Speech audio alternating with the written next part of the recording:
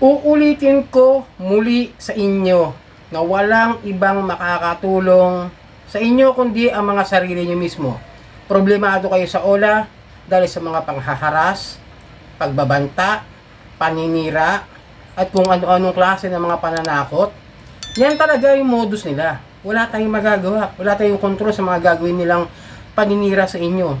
Kaya nga lakasan nyo, loob nyo at panoorin nyo ang video ito dahil marami kayong matututunan at dapat nyo intindihin sa video ito.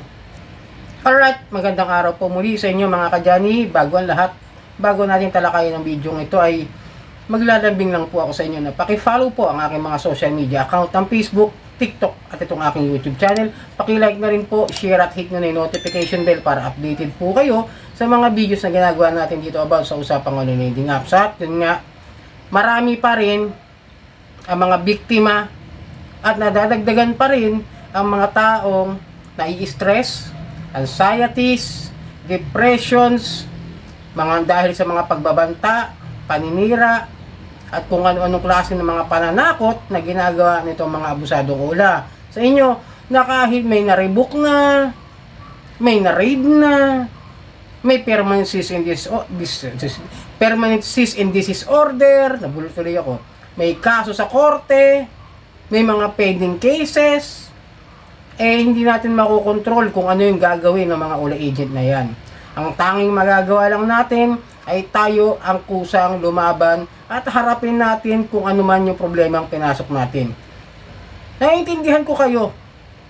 Naiintindihan ko lahat ng mga biktima. Dahil ako man mismo naranasan ko yung mga naranasan ninyo, yung depression na minsan alam niyo yung pakiramdam na parang may gusto na kayong gawin hindi maganda sa sarili ninyo, hindi ba? Minsan may naiisip ko nga na tumalon sa overpass nung panahon na ganyan din ako. Kalugmo kagaya ninyo. But still, hindi ko tinuloy. Bakit? Dahil wala namang ibang tutulong sa akin kundi sarili ko. Pag ako nagpa-apekto diyan sa mga ginagawa ng mga abusadong OLA, sino ba yung talo? Di ba tayo? Di magwawagi sila sa ginagawa nilang mental torture sa mga biktima, diyan sa mga umuutang diyan sa mga OLA na yan. Di ba? Use the common sense na lang natin. Alam ko medyo mahina talaga ang loob ng karamihan ng mga nabibiktima nito mga abusadong OLA. Kahit nga lalaki. Ang gagaling kasing mga gano'n nito mga to eh. Ang gagaling mang gaslight, ang gagaling mang victim blaming, ang huhusay nila manipulate ng isip para pasukin at bigyan ng takot, mental fear, mental torture, emotional stress, damages. Dahil pati hindi naman umutang sa kanila, ay kaya nilang guluhin. Kahit yung pinapasukan mo, kaya nilang guluhin. Kahit yung kaibigan, kamag-anak, mahal mo sa buhay, yung mga nasa contacts mo, yung nasa Facebook ninyo, guguluhin nila lahat yan. Yan kasi ang modus talaga nila, tandaan ninyo. Pero tandaan din ninyo, na wala naman silang ibang magagawa, kundi hanggang ganyan lamang.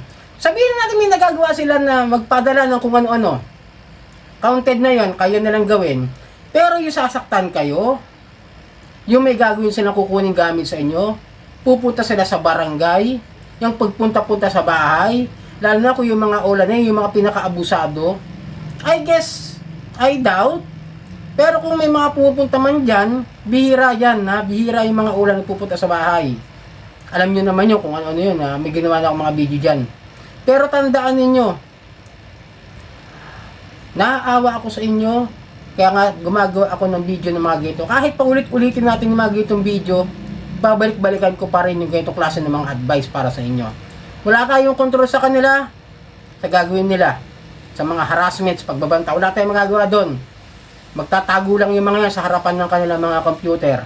At doon sila gagawa at maghahasik ng lagim at problema sa inyo.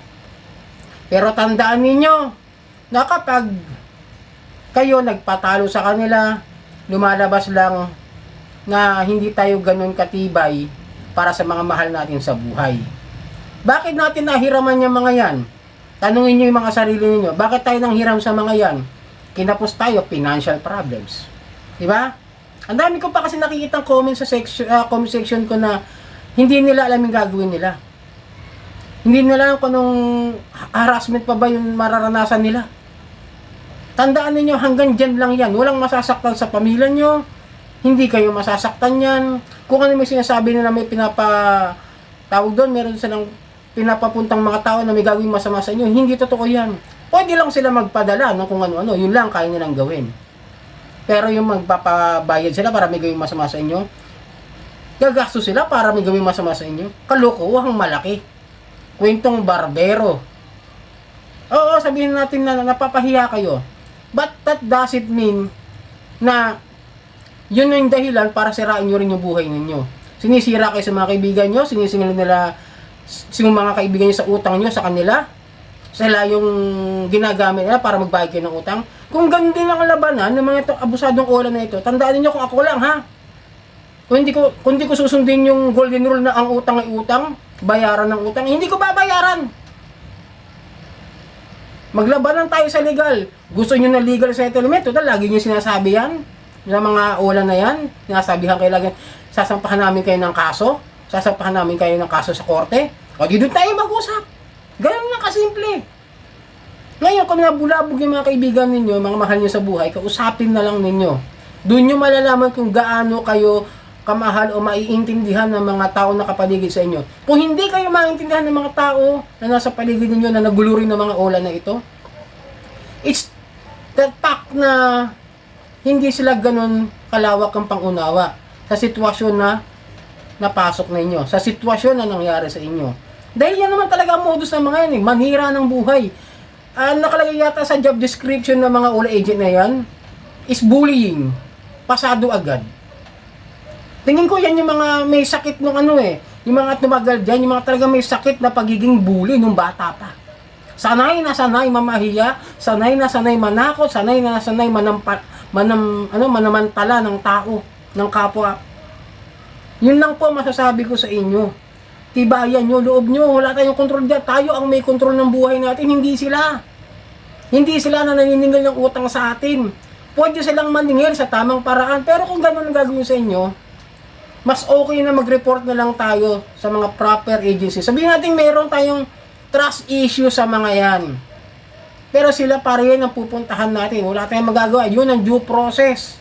Yun ang tamang kalakaran. Diba? Kaya kung ako sa inyo, kesa nagmumukmuk tayo dyan sa isang gilid, umiiyak tayo dyan, wala naman nakakapag-move ng isang gabi lang dahil lang sa harassment, mga pamamahiyang ginawa nila eh. Takes time to heal. Takes time to get move up. Hindi yun simpleng pipitik lang magic, okay na ako. Alam ko, naintindihan ko yun. Dahil ilang buwan din ako naging ganyan, kagaya ninyo. Kaya ang ginawa ko, nag-report ako sa PNP. Diba? Pinasa namin sa SEC mga problema. At least kahit paano, natatanggal yung ating takot, yung mga mental torture na binibigay nila sa atin, yung mga problema ang binibigay nila sa atin. Dahil syempre, meron na tayong sinumbungan, meron na tayong sinabihan ng mga problema natin dyan sa mga abusadong ola. Ngayon, kung dadagdagan nyo pa yung mga ola nyo na umabot ng 10, please, pakiusap lang. Huwag nyo nang dagdagan yung mga problema nyo about dyan sa mga ola na para lang mabayaran yung isa, yung dalawa, yung tatlo, utang pa kayo sa iba. Mas dinagdagan nyo lang ang problema ninyo. Payo ko lang sa inyo yan. Ako nga, awa ng Diyos, maaga ako nagising sa mga pagtapal-tapal sistema at hanggang 5 lang ang inabot ng aking ula. Hindi ko na dinagdagan dahil nga alam ko mamamroblema lang ako pagdating ng araw o ng oras. Lalo kung may mga CIC pa na mga accredited yung mga ibang ula na nahiraman ko. Kaya nga sabi ko sa inyo, payo ko lang, no, iwasan nyo magbasa ng mga messages nila through email, text, messages, Viber or something na kung saan kayo makokontak at something kung saan kayo may mababasa ng mga harassments at kung ano-ano. Please, help yourself. Try to stand, try to move. Kung ano yung mas importanteng gagawin nyo sa buhay nyo, yung mga para sa mas karapatan ng mas karapat dapat gawin. Kesa iniintindi nyo yung mga harassment niya. Naiintindihan ko, ulit ko, naiintindihan ko yung mga sitwasyon nyo ngayon. Pero tandaan nyo rin na kapag kayo nagpa-apekto ng husto, kayo ang talo dyan sa mga abusadong ola. Kaya ito, payo ko sa inyo ha. Bilang isang kapwa ola victim ninyo, tigilan nyo na lang magbasa. Huwag nyo isipin. Isipin nyo yung trabaho nyo, yung pamilya ninyo, yung mga dapat ninyong unahin sa buhay nyo. Kung ganyan naman yung mga abusadong ola, kadok lang, real talk lang, hindi ko babayaran. Basta pinahiya ako, hindi ko babayaran. Pero tandaan nyo may golden rule pa rin tayo. Utang is utang. Ito ay point of view ko lang sa buhay ko. Kaya nga, yung iba dyan, hihintay ko magpunta rin sa bahay. Doon sa Caloocan. Magbigay na demand letter, okay, mag-usap tayo. Ganun lang kasimple para sa akin. Kaya binibigyan ko kayo ng lakas ng loob na harapin yung mga problema na yan at paano nyo lalabanan yung mga abusadong ola. So yun, sana makatulong ang video ito sa inyo. At muli, maglalambing lang po ako sa inyo na paki-follow po ang aking mga social media account, ang Facebook, TikTok at itong aking YouTube channel. Maraming pong salamat at hanggang sa muli.